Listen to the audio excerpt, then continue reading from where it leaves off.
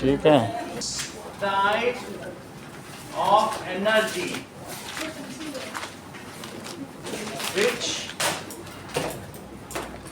enables us to hear something. Sound is produced. Sound क्या है? Sound is produced by vibrating objects. ये किसके द्वारा उत्पन्न होता है? हमने आपको कल वाइब्रेशन करा के ट्यूनिंग फॉर्क का दिखाया था ना। So it is produced by, ये किसके द्वारा होता है? Vibrating object. Sound is produced. Vibrating body. हाँ.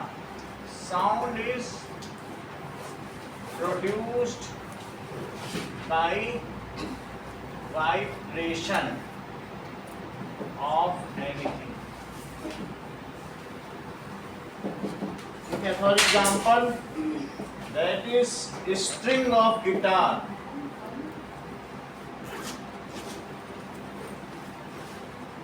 गिटार से हो सकता है membrane of तबला.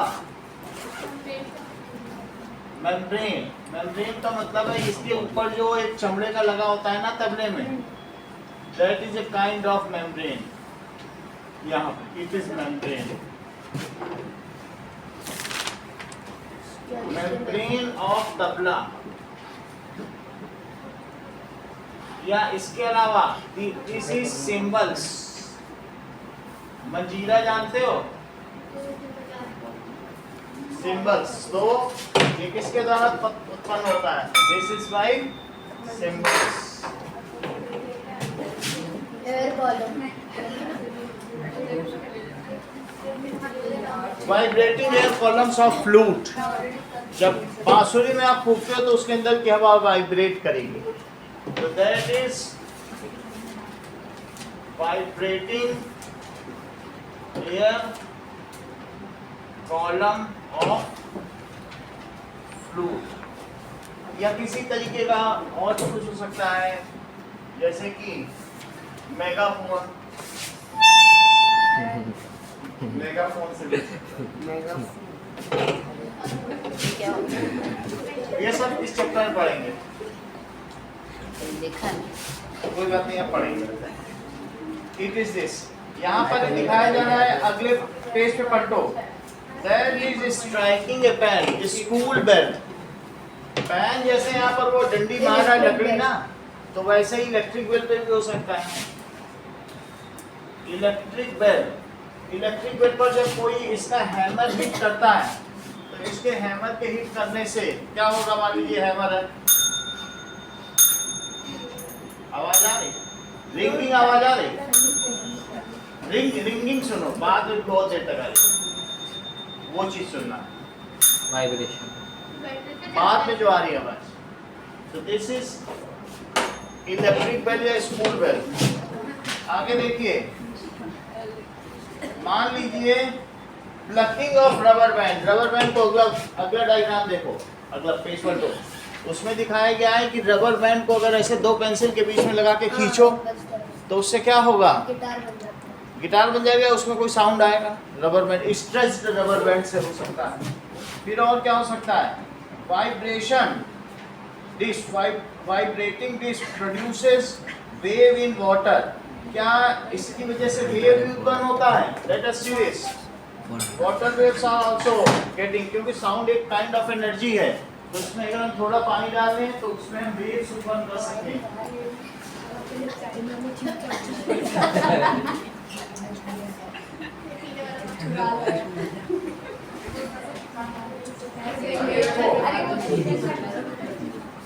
ये जो इसमें, ये अभी इसमें कोई वेव नहीं है, लेकिन हम इसमें से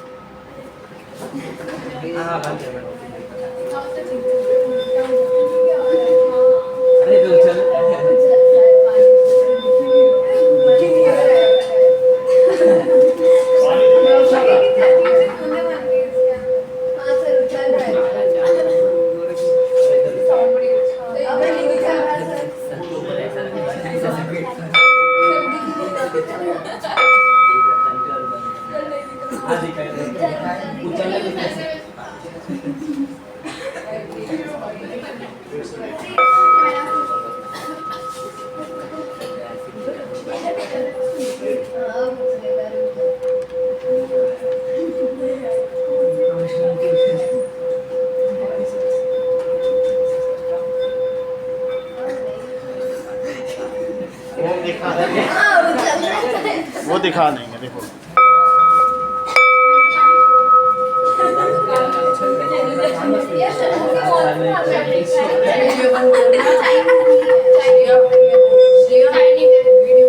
ये देखो पानी आ गया चल वो भी दिखाएंगे, कैसे लगा दो। तो ये टेबल, तो टेबल के एंड पर एक स्केल को तो ऊपर नीचे कराओ, यहाँ पर एक उंगली लगाओ, तो उंगली लगाकर इसको छोड़ दो, तो आप देखोगे कि इस फिंगर को लगाने की वजह से क्या होगा, दैट इज इसको ऊपर नीचे करो।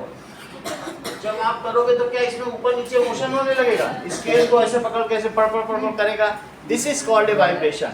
आगे और पीछे, टू एंड फ्रो मोशन, किसी भी चीज का आगे पीछे का मोशन होगा तो उसको क्या कहते हैं, that is called a vibration. यहाँ लिखा है to and fro motion of any object is known as vibration. That is to and fro motion of an object is called vibration। कौन कौन सी चीज वाइब्रेशन प्रोड्यूस करती है, तो हमने ऊपर लिख दिया है that these things are vibrating। आपको मालूम है एग्जाम्पल, स्ट्रिंग ऑफ एक तारा, क्या आपके बुक में एक तारा बना हुआ है? तो स्ट्रिंग ऑफ एक तारा ये प्रोड्यूस कर सकता है, या string of guitar, sitar, string of sitar, ये भी हो सकता है। यहाँ पर ये देखा गया है मंजीरा, मंजीरा को सिंबल्स भी कहते हैं, सिंबल से भी हो सकता है। मड पॉट, मड पॉट तो भी हो सकता है क्या, उसको नूत कहते हैं। खाता, नूत को मतलब है मड पॉट, मटका। इतनी बात तो आपको समझ में आ गई। तो नूड, नूड, नूट, नूट का ऐसे देख लीजिए, नाउ ऐसी होती है, तो करताल में भी इसी तरीके से होता है। सर इस टेक्स्ट बुक में मड पॉट का नाम घातम लिखा है। हाँ, वही लिख देते हैं, ठीक करताल। Here is a map of Kartal, Istanbul. बाहर गूगल पे और करताल भी हम देख लेते हैं, नहीं करो। नेक्स्ट इज जो साउंड वेव्स है, sound waves need a medium to travel. अगर साउंड वेव यहाँ पर मेरे लैरिंग से, मेरे वॉइस बॉक्स में भी मेम्ब्रेन फड़फड़ा रहे हैं, और इससे क्या हो रहा है कि जो इनके वाइब्रेशन से, ये जो वाइब्रेशन इनको कौन ले रहा है, that vibrations are taken by air particles. इनको कौन ले रहा है, एयर पार्टिकल, एयर वाइब्रेट कर रहे हैं। अब जब एयर आप तक पहुंचे तो फिर क्या हुआ, आपके ईयर में एक ईयर ड्रम है, this is your ears are having a kind of ear drum. यहाँ पर एक क्या है, दिस इज ये ईयर ड्रम। इसके अंदर जब आप देखोगे जहाँ तक रुई जाती है ना, फिर उसके आगे नहीं जा पाती है। तो यहाँ पर क्या है बताओ, ये ड्रम सा लग रहा है तुमको, ये देखो ड्रम सा लग रहा है ना, ये के अंदर ये पिना है, इसको क्या कहते हैं, पिना। और ये देखो इसके अंदर के अंदर जो ईयर कैनाल है, ये ड्रम है, हाँ इतना ही होता है, सही है। दिस इज ईयर ड्रम, इसे क्या कहेंगे, ये तो पिना, पिना के अंदर ईयर कैनाल, ये ईयर ड्रम। देखो सर ये क्या है, तुम ध्यान देते हो उसकी हंसी पे। अभी 4 बच्चों को बता दिए, तुम कह रहे हो पीना, और जब की है पीना, this is ear drum, this is, ये क्या है, ईयर कैनाल है ना। कुछ होते हैं कि सर्द से पानी पानी होते हैं, ये तो 61 पे भी मुस्कुराता रहता, कहता और बुरा करूंगा। ये देखो ear drum, now this is पिना, और ये यहाँ से ईयर कैनाल में ईयर ड्रम इज प्रोड्यूस। देखो Sound is produced by a vibrating object. sound needs a medium to travel, medium to travel to travel। Through अगर मान लीजिए मून पर 2 लोग बात करें तो क्या एक ही बात दूसरे को सुनाई पड़ेगी, कोई मीडियम नहीं क्योंकि होता। वहाँ मीडियम नहीं है। So you can not here sound in moon, moon में नहीं कर सकते क्योंकि वहां मीडियम ही नहीं है। So we can not talk on moon, moon पे नहीं बात कर सकते, as moon has no medium, वहां पर कोई मीडियम नहीं है। जबकि एयर में, यहाँ पर अर्थ में एयर है। सो व्हेन ट्यूनिंग फॉर्क को वाइब्रेट करें, बात नहीं कर सकते, सुन नहीं सकते। बात ही नहीं कर सकते। आप जब किसी की सुनोगे नहीं तो उसकी बात क्या, उससे बात क्या करोगे, है ना। बातचीत करने के लिए दोनों का म्यूचुअल इंटरेक्शन चाहिए। तो आपके जो वाइब्रेशन है बस वो वहीं तक रह जाएंगे, it will not get transferred to air. तो क्वेश्चन क्या पूछा जा रहा है, हाउ साउंड्स ट्रेवल। क्वेश्चन क्या है, हाउ साउंड ट्रेवल्स। तो व्हेन ट्यूनिंग फॉर्क वाइब्रेट्स, अब ये ट्यूनिंग फॉर्क है तो ट्यूनिंग फॉर्क के आगे भी जाएगा, ये इसके क्या है, these are the tongues of tuning fork। ठीक है, आपके बुक में बना होगा ट्यूनिंग फॉर्क, देखो ये नहीं बना है, ठीक है। ट्यूनिंग फॉर्क, चलो ये देखो, so this is tuning fork and labeled diagram of tuning fork। prongs, इसको prongs कहते हैं। What does it called? Prongs. prongs। जब ये वाइब्रेट करेंगे तो अगर वाइब्रेट करेंगे तो क्या होगा, ये आगे पीछे होंगे। तो आगे पीछे होने से क्या होता है, मान लीजिए जब आगे जाएंगे तो यहाँ पर बहुत सारा एयर पार्टिकल है, यहाँ पर एयर पार्टिकल है, तो इस तरीके से।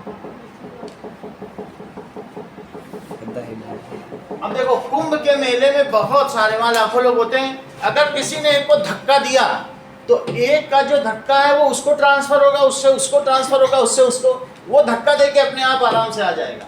तो that means what ever push is given it ultimately moves the ultimate and. यहाँ से धक्का दिया जाएगा तो वो धक्का वो खुद नहीं रखेगा, वो किसको दे देगा, आगे बढ़ाता चला जाएगा, फिर वो लौट आएगा।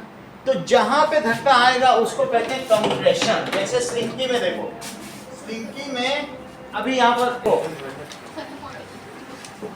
ये यहाँ कंप्रेशन है, तो इसमें क्या कहेंगे, जहाँ पर पार्टिकल ज्यादा डेंस है उसे क्या कहेंगे, कंप्रेशन। और जहाँ दूर दूर है व्हाट ये एयर पार्टिकल, उसे क्या कहेंगे, रेयरफेक्शन।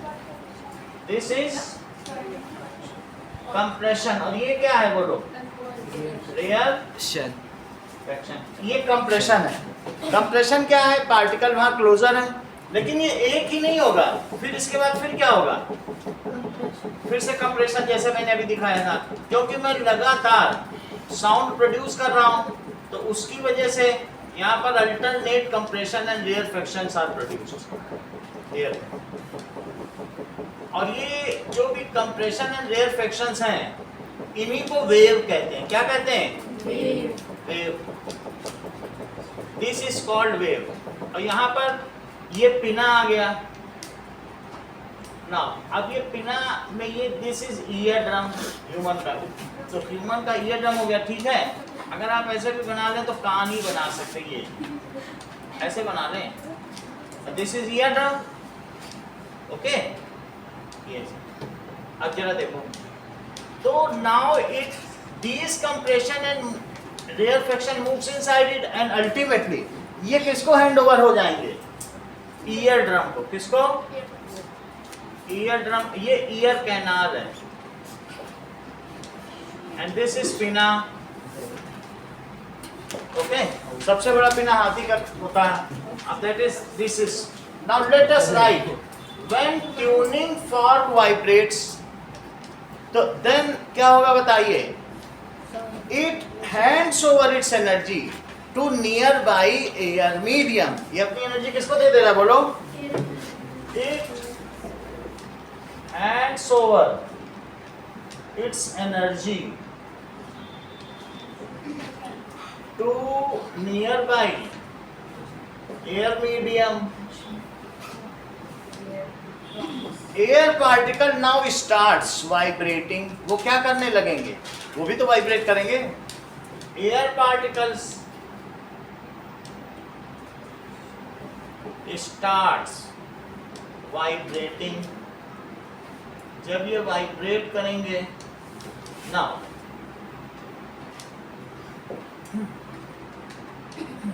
एट सर्टन प्लेसेस क्या होगा,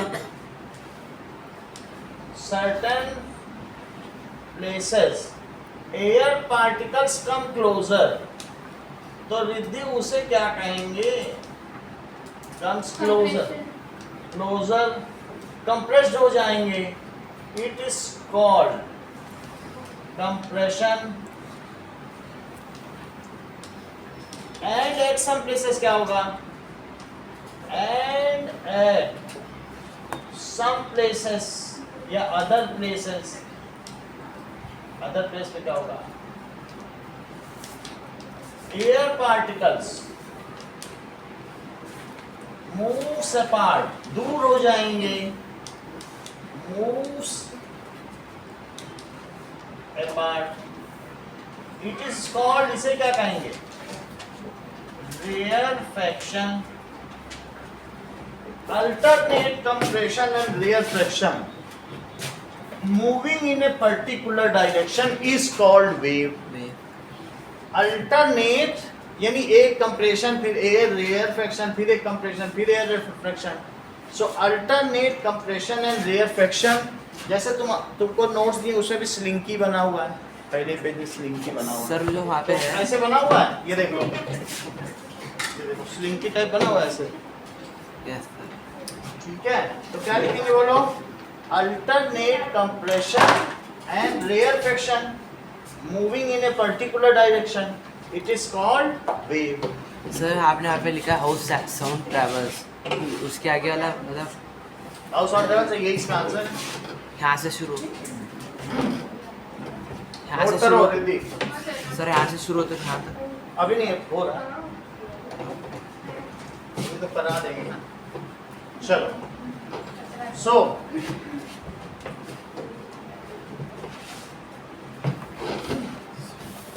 now what is wave, देखो alternate compression and rarefaction moving in, कहाँ पे मूव कर रहा है, in particular direction is called wave, is called wave। When these disturbances, अब ये डिस्टर्बेंस है, ये डिस्टर्बेंस ही तो है। What is wave? Wave, it is a kind of disturbance in which either particles are compressed or rarefied, या तो वो compressed होंगे या फिर rarefied होंगे। वेव एक डिस्टर्बेंस है, जो मैं बोल रहा हूँ इससे यहाँ के एयर में डिस्टर्बेंस पैदा हो रहा है, सही है कि नहीं, पार्टिकल आगे पीछे हो रहे तो एक डिस्टर्बेंस नहीं। So, अब when these disturbance reaches to ear, तो क्या होगा बोलो, reaches to ear, then it moves through ear canal, ये हमारे ईयर कैनाल में पहुंचेंगी और क्या करेंगी बोलो, and make ear drum to vibrate. कोई भी एक वाइब्रेशन दूसरे तक पहुंचेगा, वो उसके वाइब्रेशन पानी में पहुंचे तो क्या पानी को वाइब्रेट करा दिया, तो वैसे ईयर ड्रम पे पहुंचेंगे, एनर्जी तो है ही है, तो वो किसको वाइब्रेट करा देगी, ईयर ड्रम को, ठीक है। And make ear drum to vibrate, जब वो उसे वाइब्रेट करा देगी। Now when ear drum vibrates तो क्या होगा,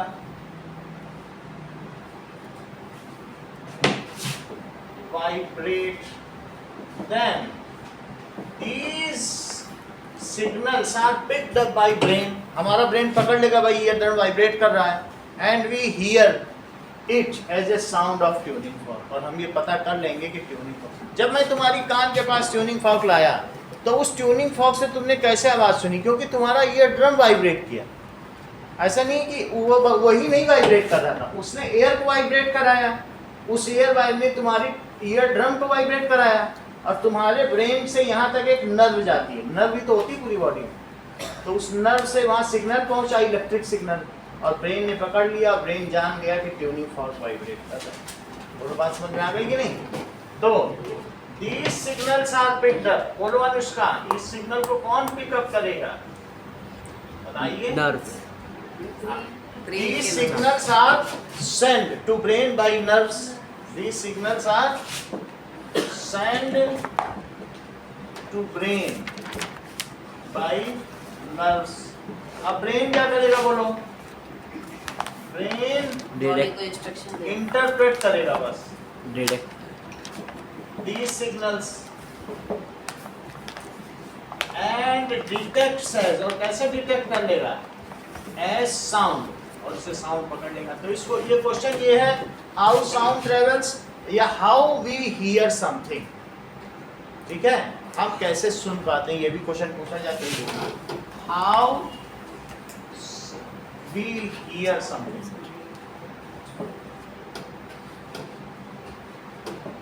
ध्वनि कैसे चलती है और हम किसी भी चीज को सुनने में कैसे समर्थ हो पाते हैं, इतना। अब देखो यहां पर एक क्वेश्चन दिया गया है कि अगर मान लीजिए sound travelling through a metre scale, तो मीटर स्केल में साउंड कैसे ट्रेवल करता है? साउंड किसी भी वाइब्रेटिंग ऑब्जेक्ट में चल सकता है। तो मान लीजिए मीटर स्केल है, अब तुम इसको कान पे लगाओ और मैं ठक ठक ठक ठक करूं, पकड़ो करना सोच रहा है। तो यहाँ से वहाँ कैसे पहुँच रहा है? यहाँ भी आ गया। मीटर स्केल तक कैसे पहुँच रहा है? पकड़ी से। तो इसके वाइब्रेशंस वहाँ चल रहे होंगे तभी तो उसमें हो जाए स्क्रैच और करो। ये जो हम ऐसा करते हैं इसको क्या कहा जाएगा? The two and fro motion of something. ये छोटा स्केल होता तो अच्छी आवाज करता, ये तो बड़ा है ना, जो तुम्हारे पास है रूलर वो फटफट करता है, तो इसमें है ना छोटा। ठीक है। तो ऐसा फिगर मीटर स्केल का तुम्हारी बुक में बना हुआ है, चेक करो कहाँ बना है। चलिए, अच्छा क्या तुमने ये कप वाला खेल कभी खेला है? अच्छा, आप इसमें कान रखो, इसी पे हेड डाउन करो। हरीश देखो, इसने प्रैक्टिकल करके दिखा दिया। ये जो बुक था ये तुम्हारे बुक में बना, तो वो 9 के बच्चे प्रैक्टिकल, 8 के बच्चे प्रैक्टिकल भी कर रहे हैं। अभी मंगल ने करके दिखाया ना प्रैक्टिकल। बोलो अगला देखो, दिस इज ए कप। अगर मान लो यहाँ पे कोई एक आदमी बोले तो ये आवाज कर रहा है, आवाज प्रोड्यूस कर रहा है, और ये इसमें धागा बना हुआ है और ये इसके कान के पास है, सही है। तो अगर ये कान के पास है तो यहाँ से धागे से ये चलेगी, एनर्जी स्ट्रेच होना चाहिए मेम्ब्रेन, और फिर ये इसको सुन लेगा, इसके ईयर ड्रम तक पहुंच जाएगा। तो this is a kind of ear drum, ठीक है। तो ये देखो, ये बोल रहा है and that person is listening. सो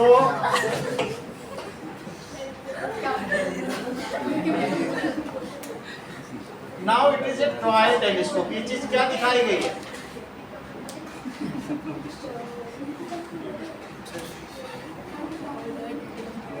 अब सही है, अब ये टॉय से बोल अरे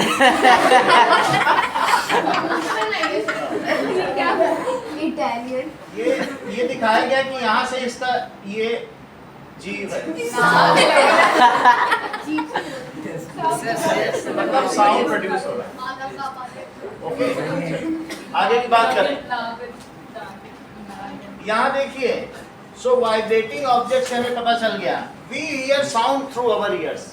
अगला हेडिंग पढ़ो, हम अपने ईयर से साउंड सुनते हैं। So there is human ear. अब हम ह्यूमन ईयर का ये कान ह्यूमन ईयर के बारे में पढ़ेंगे। Late us see how is the human ear, construction of human ear. देखो ये कैसे हो, दिस इज सीना, दिस इज ईयर कैनाल, और यहाँ पे क्या है, this is ear drum. Okay, अब देखिए ये जो ईयर ड्रम है उसके आगे का चीज देखिए क्या होता है। बस प्रैक्टिस करेंगे। Now,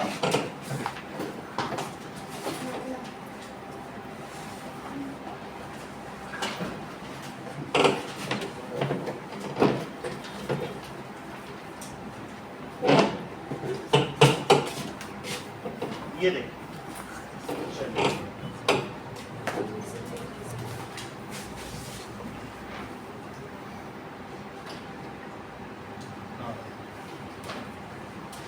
structure of ear. So let us draw diagram for ear.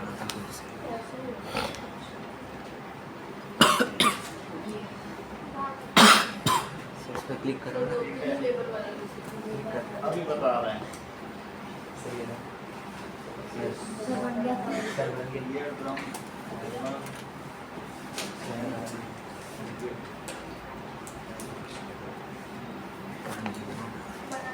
सामने जो बनाया वो बनाते हैं। देखो इसके बाद ईयर ड्रम के बाद आप क्या दिखाएं, एक यहाँ पर ये ईयर ड्रम हो गया, इसके बाद एक हैमर है, इस पर जो ये लगेगा वो क्या है, हैमर। और हैमर के पास क्या है, ये एनविल है, और एनविल के आगे क्या है, that is stirrup.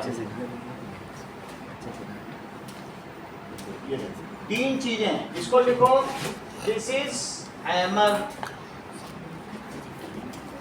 This is anvil, this is stirrup, और स्टिरअप के आगे क्या है, दैट इज कॉक्लिया।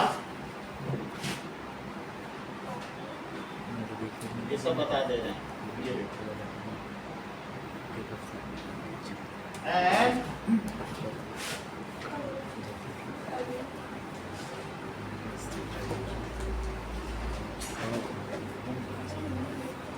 देखो these are auditory nerves. Auditory nerves to brain, ये कहाँ जाएंगी। अब देखिए जो ईयर ड्रम है उसका दूसरा नाम क्या है, टिम्पैनिक मेम्ब्रेन। इतना सोचने की जरूरत नहीं, वीडियो देखो समझ में आ जाएगा। एनविल, चलो now let us understand it in a better way. Function of human नहीं है, that is going to brain। तो इस ईयर को क्या कहेंगे, ये ईयर का अंदरूनी पार्ट है, that is called inner year. ये सब इनर ईयर है। जो मिडल ईयर है वो एम्पलीफायर है। कभी तुमने सोचा माइक्रोफोन पे बोलते हो, लाउड स्पीकर पे कितना तेज बोलता है, बीच में एक आदमी, स्कूल में तुम्हारे यहाँ भी प्रेयर होती तो एक ही बच्चा गाता है, लेकिन उसके बीच में एक एम्पलीफायर नहीं होता, बॉक्स टाइप, उसमें लोग करते रहते हैं साउंड, ये सब वो चीज़ों को कई गुना बढ़ा देता है। तो ये चीज़ क्या है, बोलो, amplifier. Late us see it. Auditory nerves, auditory nerves जो सुनने में सहायक हो उसको ऑडिटरी नर्व्स कहते हैं, जो सूंघने में सहायक हो उसको ऑल्फैक्टरी नर्व्स, जो टेस्ट के लिए हो उसको गस्टेटरी नर्व्स, और आइज वाली को ऑप्टिक नर्व्स। सुनने की ऑडिशन जानते हो, सुनने वाली चीज ऑडिटरी। नाउ अब देखो ईयर है 3 पार्ट्स, लिखो human ear is an instrument, ये एक इंस्ट्रूमेंट है which enables us to, sentence पूरा करो Divya, which enables us to Shreyas, अरे वाह ये इतने तेज कैसे निकल। ये ऐसा उपकरण है जो हमारे सुनने में सहायक होता है। It has 3 parts. कौन कौन से 3 पार्ट्स हैं, outer ear, middle ear and inner ear. outer ear में क्या होगा? outer ear consists of Pinna, ear canal, eardrum. pinna, ear canal and Eardrum. eardrum. These are visible from outside. क्या इसको देखा जा सकता है? eardrum को भी तुम टॉर्च से देख सकते हो. These are visible मैं देख ही नहीं सकता. from outside. इनका काम क्या है रिद्धि आउटर ईयर का? जो साउंड आती है उसे अंदर Receive करना. रिसीव. Its function is अरे sorry. to receive, Sound which comes from ठीक है, incoming sounds. which comes from the squealer. मतलब जो साउंड आ रहा है उसको ये रिसीव करेगा. Now, due to which eardrum starts vibrating. Due to which, इसकी वजह से क्या होगा? ईयर ड्रम वाइब्रेट करेगा. eardrum vibrates. B देखो, that is middle ear. श्रद्धा बताओ, मिडल ईयर के कौन कौन से पार्ट्स हैं? बताइए. हैमर बताती नहीं हो. ये देखो एनविल. तुम नीचे कभी गई हो जब मोची जूते बनाता है तो वो जिसको बनाता है उसको एनविल कहते हैं. एनविल, एनविल उसी को कहते हैं जिसमें जूता ठोका जाता है. हैं? एनविल. हाँ, एनविल का मतलब है जूता ठोकने वाला जो सामान. एक लोहे का नहीं रखा रहता मोची आ हमारे कान में उसी होता पे है. जूता, वही एनविल है. वही चीज कान में होती है. देखो ये है. अब ईयर ड्रम वाइब्रेट कर रहा है, इसने हैमर को ठक से मारा तो इसने ठक से इसको मारा और इसने इसको ठक से मारा, उसने फिर इसको मारा ठक से. जब ये इसने इसको मारा तो इसने ठक से इसको मारा, फिर इसने इसको मारा, इसने इसको मारा. मार रहे हैं. देखो ये वाइब्रेट हुआ, ये आगे बढ़ा तो इसने हैमर ने किसको मारा? ढक से एनविल को. और एनविल ने आगे ढक से स्टीरअप को मारा, स्टीरअप ने कॉक्लिया को मारी. सो इट कंसिस्ट ऑफ क्या क्या है बताओ? Hammer, anvil and. ऐसा बार बार मारने की वजह से क्या होता होगा बोलो? जो साउंड इतना धीमे था वो High साउंड frequency. इससे होकर बहुत ज्यादा एनर्जी वाला हो जाता है. इसको कहते हैं एम्प्लीफिकेशन. बढ़ गया, एम्प्लीफाई हो गया. एम्प्लीफाई का मतलब होता है बढ़ जाना. सही है. So this middle ear works as amplifier. It increases the loudness of sound. ये क्या करता है बोलो? लाउडनेस बढ़ा देता है. ठीक है. मिडल ईयर किस काम में करता है? Middle ear acts as a ear के थ्रू हो रहा है. मिडल ईयर में acts as amplifier and increases loudness of sound. ये साउंड के लाउडनेस को बढ़ा देगा. अब देखो वहां भी तुम्हें वही चीज पता चल रही कि नहीं कि कैसे कैसे हो रहा है. चेक करो, देखो कौन किसको मार रहा है. यहाँ देखो. Or in my case, the part that my mom would twist quite often. Its job is to collect as much sound waves as possible and channel it into the उसको auditory उसमें डाल दिया. canal. अब ये देखो. The sound waves pass through the auditory canal and eventually meet the eardrum, which is shown in green over here. The eardrum is a transparent membrane which is super sensitive to the vibrations of the air. ये So when एक the bar air में vibrates, 30,000 bar even the vibrate eardrum starts vibrating, just like the skin of a drum. 1 second में And as you 20,000 can see, times. the eardrum also separates the outer अब ये ear देखो. from the middle ear. Middle ear से ये अलग कर रही है. This brings us to the middle ear. The baby ear consists of the 3 tiniest bones of the human ये body, 3 बोन है, and they're together called 1 the ossicles. 2 3 ossicles And they में have pretty cool names. They're called the malleus, the incus, and stapes. वो हमें नहीं करना जो बताया And वही। here's the actual picture of these ये 3 देखो, bones. hammer And and because of their shape, stirrup, they're also commonly सही है? called as the hammer, the anvil, ये देखो मोची वाला and the है stirrup. और ये जूते वाला है। Stirrup is where you दिख रहा है? rest your feet when you're riding your horse. ये देखो, Alright, so as the अभी देखो। eardrum vibrates, you can ये see the कैसे कर रहा है? ossicles also start vibrating, Vibrate हो रहा है? transferring the vibrations from the eardrums to the inner ear. और फिर ये इसको हिट करेगा बार बार। Now their main job is to increase or amplify the Amplify pressure of करना। the sound waves when it reaches the inner ear. चलो, क्या बात बताइए आपको? तो ये एम्पलीफाई कर रहा है साउंड को। अब इसके बाद क्या होगा? देखो, देखो, ear drum hits hammer bone. Ear drum किसे हिट कर रहा है? Hammer ear drum hits hammer bone. हाँ रिद्धि, हैमर बोन हिट्स, बोलो।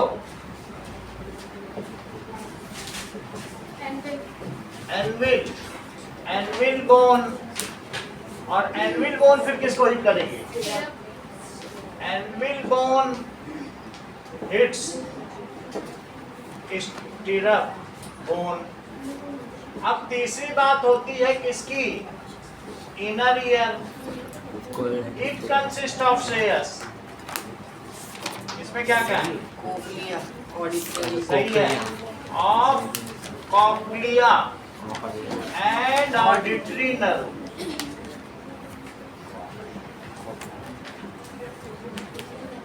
अल्टीमेटली स्टिरअप किसको ठोकर मारने वाला है? Now stirrup bangs cochlea. वो किसको बैंग कर रहा है? Stirrup bangs cochlea. और फिर क्या होगा? ऑडिटरी नर्व, तो उससे जो भी electric pulses, electric current develop हो जाएगी। नाउ और वो किसके द्वारा ब्रेन तक पहुंचेगी? Auditory nerve, electric impulse. जो एक करंट डेवलप होती है थोड़ी देर के लिए, उसे इम्पल्स कहते हैं। Develops which reaches to brain through Aarish, which reaches to brain via, किसके द्वारा होके गुजरती है? ये nerves। Auditory nerves. तो ऑडिटरी नर्व्स के द्वारा ये ब्रेन जा रही है, वाया ऑडिटरी नर्व्स।